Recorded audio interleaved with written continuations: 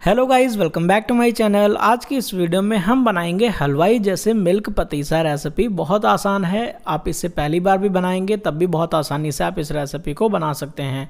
Video को last तक देखते रहिए। अगर आप चैनल पर नए हैं तो चैनल को सब्सक्राइब कर लीजिए ऐसी और भी हलवाई वाली रेसिपीज़ को देखने के लिए। चलिए फिर स्टार्ट करते हैं। सबसे पहले इस रेसिपी को बनाने के लिए हमें एक कढ़ाई में लगभग 200 ग्राम जितना यहाँ पे हमें घी चाहिए होगा।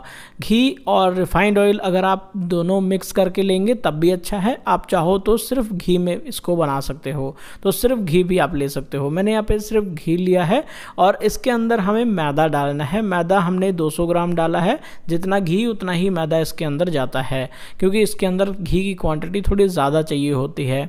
अब अच्छी तरह से क्या करना है कि अच्छी तरह से हमें 2-3 मिनट के लिए इसको ऐसे ही भूनना है जब तक कि हल्का सा ये ब्राउन ना हो जाए या फिर इसका जो कच्चापन है वो बिल्कुल अच्छे से ख़त्म ना हो जाए। तो गैस को बिल्कुल लो फ्लेम पे करके 3 से 4 मिनट के लिए इसको हम भूनेंगे, ताकि इसका जो कलर है वो चेंज ना हो, बहुत ज़्यादा डार्क ना हो, लेकिन कच्चापन ख़त्म हो जाए। तो कच्चापन इसका जैसे ये घी छोड़ने लग जाएगा तो ये ख़त्म हो जाएगा। ये देखिए, इस तरह से जब 3 से 4 मिनट हम इसको पकाएंगे, भूनेंगे तो इसका कच्चापन बिल्कुल ख़त्म हो जाएगा। हल्का सा ही कलर चेंज हुआ है बस। अब इसको हम साइड में रखेंगे और एक दूसरा पतीला हमने लिया है जिसके अंदर हमें चाशनी बनानी है। तो 1 कप यानी कि 200 ग्राम जितना चीनी और आधा कप यानी 100 ml जितना पानी डाल के अच्छी तरह से इसको हम उबालेंगे। और इसको ऐसे ही 2-3 मिनट के लिए हमें उबलने देना है। और साथ में 1 चम्मच नींबू का रस भी इसके अंदर डाल देना है। नींबू का रस हम घर पे बनाते हैं तो डालते हैं, लेकिन हलवाई के दुकान पे ग्लूकोज डालते हैं, लेकिन नींबू के रस से भी सेम काम हो जाएगा। अब हमें क्या करना है, एक इस तरह का कोई भी नॉनस्टिक तवा या फिर नॉनस्टिक पैन लेना है। नॉनस्टिक नहीं भी है तो आप कोई थाली वगैरह भी ले सकते हो। इसके अंदर ऑयल या घी से अच्छी तरह से हम ग्रीस करेंगे, क्योंकि जो शुगर सिरप हम बना रहे हैं वो हम इसी के अंदर डाल के ठंडा करेंगे। तो इसको हम साइड में रखेंगे और जो चाशनी है हमारी वो लगभग 5 से 7 मिनट जब उबलेगी अच्छे से तो इस तरह से ब्राउन भी थोड़ी सी हो जाएगी और चाशनी रेडी भी हो जाएगी। अब चेक करने के लिए करना क्या है कि एक पानी में, बाउल में थोड़ा सा हमें इस तरह से चाशनी को डालना है और इसको निकाल के इस तरह से देखना है। अगर ये बिल्कुल परफेक्ट बॉल की तरह बन रहा है निकालने के बाद, तो इसका मतलब है कि चाशनी हमारी बिल्कुल रेडी है। मतलब जो चाशनी है वो बिल्कुल कड़क हो चुकी है, बिल्कुल अच्छे से पतीसे वाली चाशनी बन के रेडी है। अब हमें गैस बंद कर देना है। अब इसे हमें और उबालने की ज़रूरत नहीं है। तो कलर ही ब्राउन हो जाता है, इसी से पता लग जाता है कि हमारी चाशनी रेडी है। लेकिन अगर आप इसके अंदर अपने पसंद का कोई और कलर डालना चाहते हो तो आप डाल सकते हो। मैंने यहाँ पे ग्रीन फूड कलर डाल दिया है, इसको थोड़ा सा ग्रीन कलर देने के लिए। ये जो ब्राउन चाशनी दिख रही है ये ब्राउन कलर नहीं आएगा एक्चुअल में। जब हम इसको बनाएंगे तो इसका ग्रीन कलर ही रहेगा, जो फूड कलर हम डालेंगे। तो आप अपनी मर्ज़ी से कोई भी फूड कलर डाल सकते हो।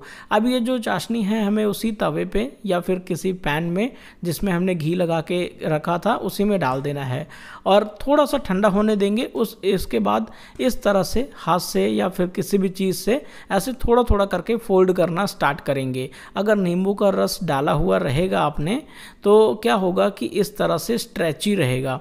अगर नींबू का रस नहीं डालेंगे तो ये पाउडर की तरह बन जाएगा। तो नींबू का रस डालना ज़रूरी है। अगर नींबू का रस नहीं है तो हलवाई की तरह ग्लूकोज लिक्विड डाल सकते हो, जैसे हलवाई डालते हैं ग्लूकोज। तो हमने ग्लूकोज नहीं डाला क्योंकि सभी के पास ग्लूकोज नहीं होता है। तो नींबू का रस आप डाल सकते हैं। अब इसको थोड़ा सा ठंडा करेंगे, जैसे हाथ लगाने के लायक थोड़ा सा ये हो जाए, इस तरह से इकट्ठा होने लग जाए, तो इसका मतलब ये चाशनी अब बिल्कुल रेडी है। अब हम क्या करेंगे, जो हमने रेडी करके रखा है मैदा, वैसे जो हमने रेडी किया है ये मैदा इसलिए रेडी किया है क्योंकि मैदे में ही हम कोई और कलर की जो पतीसा है वो हम बना सकते हैं। अगर आप नॉर्मल पतीसा बनाना चाहते हैं तो आप बेसन का यूज़ कर सकते हैं। अब ये जो मैदा है इसको हमने ठंडा कर लिया है थोड़ा सा। इसमें हमने थोड़ा सा इलायची का पाउडर डालना है। हल्का गुनगुना गर्म है, बहुत ज़्यादा गर्म भी नहीं रखना, बहुत ज़्यादा ठंडा भी नहीं रखना। अब ये जो चाशनी है वो हमें इसके अंदर डाल देना है। अच्छा, जब दुकान पर हम लोग बनाते हैं तो बड़ी सी कढ़ाई होती है तो उसमें हम दोनों दोनों हाथों से बिल्कुल अच्छी तरह से ये जो चाशनी है वो फोल्ड करते हुए, स्ट्रेच करते हुए मिक्स करते हैं। अभी छोटी सी कढ़ाई में अच्छे से ये स्ट्रेच होता नहीं है, इसको हमें दोनों हाथ से बिल्कुल इस तरह से अच्छे से स्ट्रेच करना पड़ेगा ताकि ये जो मैदा है वो अच्छी तरह से इसके अंदर अब्जॉर्ब हो जाए और बिल्कुल ये डो की तरह बन जाए। ये देखिए इस तरह से अच्छी तरह से इसको हमें स्ट्रेच करते रहना है ताकि इसके ढेर सारे लच्छे जो हैं वो बन जाएं और बिल्कुल परफेक्ट वाला जो सोन पापड़ी है वो बनके रेडी हो। जो पतीसा है आप अपने हिसाब से किसी भी फ्लेवर में, किसी भी कलर में बना सकते हो मैदे के साथ। अगर आपको नॉर्मल बेसन से बनाना है तो बेसन से तो नॉर्मल वही येलो कलर का ही बनेगा। अब अच्छी तरह से जैसे जैसे इसको हम मिक्स करते जाएंगे, इस तरह से स्ट्रेच करते जाएंगे तो ये जो सारा मैदा, घी वगैरह है सब इसी के अंदर अच्छे से अब्जॉर्ब हो जाएगा। ये देखिए अब इस तरह से थोड़ा सा सेट करके हमें डो की तरह इस तरह से बना लेना है और फिर एक प्लेटफॉर्म पे इस तरह से इसको रख के हमें बेल देना है या फिर आप अपने हाथों से अच्छी तरह से इसको फैला देना ताकि ये बिल्कुल अच्छे से सेट हो जाए। और जैसे ही आप इसको फैलाओगे उसके 5 या 10 मिनट के बाद ही हमें इसको कटिंग भी करनी होती है, क्योंकि इसको हमें बहुत ज़्यादा देर तक नहीं छोड़ना, नहीं तो ज़्यादा हार्ड हो जाएगा, फिर कटिंग करने में ज़्यादा प्रॉब्लम आएगी। अब जैसे हमने इसको थोड़ा सा बेला, इस तरह से बर्फ़ी की तरह थिकनेस इसको हमने दे दिया है और ऊपर से मिल्क वाला फ्लेवर हम देने के लिए मिल्क पाउडर इसके ऊपर इस तरह से छिड़क देंगे। बहुत सारे फ्लेवर में बनते हैं, जैसे आप कोकोनट छिड़क के कोकोनट फ्लेवर में बना सकते हो या फिर आप इसको ऐसे नॉर्मल सिंपल रख सकते हो या फिर इसके ऊपर जैसे ब्राउन कलर इसके अंदर डाल के ऊपर की तरफ चॉकलेट लगा के तो चॉकलेट वाला फ्लेवर भी बना सकते हो। अब इसकी कटिंग करने के लिए हमें क्या करना होगा, इस तरह से नाइफ से ठोक ठोक के कटिंग करनी होगी और कटिंग भी तुरंत ही 5 मिनट के अंदर ही इसको करना है और कटिंग करने के बाद हम इसको रेस्ट देंगे अच्छी तरह से, फिर ये बिल्कुल रेडी होगा।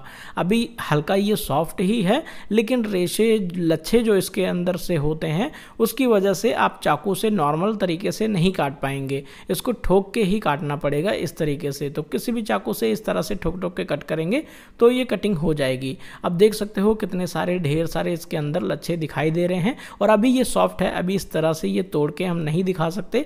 अभी इसको जब हम 1-2 घंटे के लिए रखेंगे तो ये बर्फ़ी की तरह बिल्कुल नॉर्मल जैसे पतीसा होता है वैसे ये सेट हो जाएगा। वैसे ही मैं आपको इसके लच्छे दिखा रहा हूँ कि आप देख सकते हो कितने सारे ढेर सारे लेयर्स और लच्छे इसके अंदर रेशे बन के रेडी हैं। ये देखिए अब इस तरह से ऊपर से कुछ भी कटे हुए पिस्ता, बादाम या फिर जो केक के ऊपर सजाने वाला स्प्रिंकलर होता है कलरफुल वाला, वो डाल के अच्छी तरह से इसको सजा सकते हो।